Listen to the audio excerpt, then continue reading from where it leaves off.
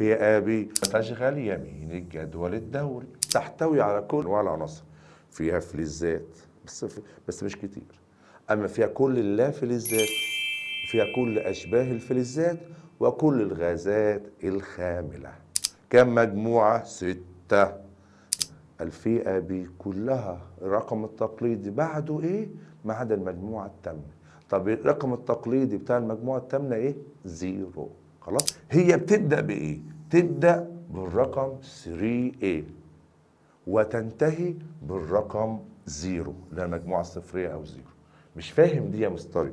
اهدى كده عليا. احنا فاهم دلوقتي الفئة ب كم مجموعة؟ 6 كده، عد معايا كده. 1 2 3 4 5 6. أولها تقليدي 3A وبعد كده 4 5 6 7. طيب و7 أهو صح؟ المفروض دي تبقى 8A.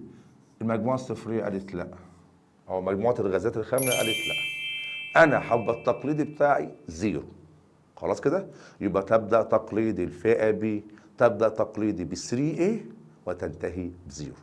أما الحديث عادي خالص، هنبدأ من 13 14 15 16 17 18 3A اللي هي 13 حديث، 4A 14 حديث، 5A 15 حديث، 6A 16 حديث، 7A 17 حديث، 0 مجموعة 18. اشهر مجموعه 7A. خلاص انا عرفت 7A يا مستر يبقى 17، يبقى المجموعه 17 اسمها 7A وتسمى بالهالوجينات. تمام.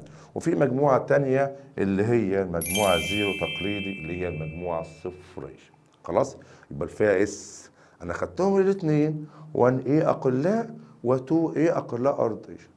طب الفئة بكتير يا مستر، دول 6، هدرسهم ال6 أسامي؟ لا، هديك 2 بس أشهرهم 7A اللي هي الأقلاء اللي هي المجموعة 17 حديث أو 7A تقليدي، والمجموعة الصفرية اللي هي 18 حديث و0 تقليدي.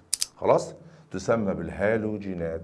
خلاص؟ طب الهالوجينات 7A كلها لا فلزات، يبقى الهالوجينات كلها لا فلزات. طيب ينتهي توزيعها ب7. مش فاكرين 1A واخر 1 كان في فائس، 2A اخره 2، طب 7A اخره 7. طب اللي اخره 7 ده مش اكبر من 4؟ لو تفتكر في الفيديو اللي فات، اقل من 4 فلز، اكبر من 4 لا فلز. يبقى الهالوجينات 7A. الهالوجينات كلها لا فلزات، الهالوجينات في المجموعة 17. الهالوجينات التوزيع الإلكتروني لها لازم ينتهي ب7، اسمها المجموعة الصفرية أو ال18. تمام؟ خلاص؟ تمام؟ ينتهي توزيعها ب8 كلها ما عدا في عنصر اسمه الهيليوم ينتهي ب2. بص يا صديقي هفهمك حاجة. الهيليوم ده ما عندوش غير 2 إلكترون. لما نيجي نوزعها مين هياخد ال2 الكترون؟ هتقول لي الكي يا مستر، ما هو الكي بنوزع الاقل طاقه والكي اقل طاقه. طيب الكي خد الاثنين صح؟ يبقى شبع ولا ما شبعش؟ هو بيشبع ب2، يبقى هو كده مكتمل. خلاص يبقى كده بنسموه غاز خامل. خلاص. طيب افرض حاجه 10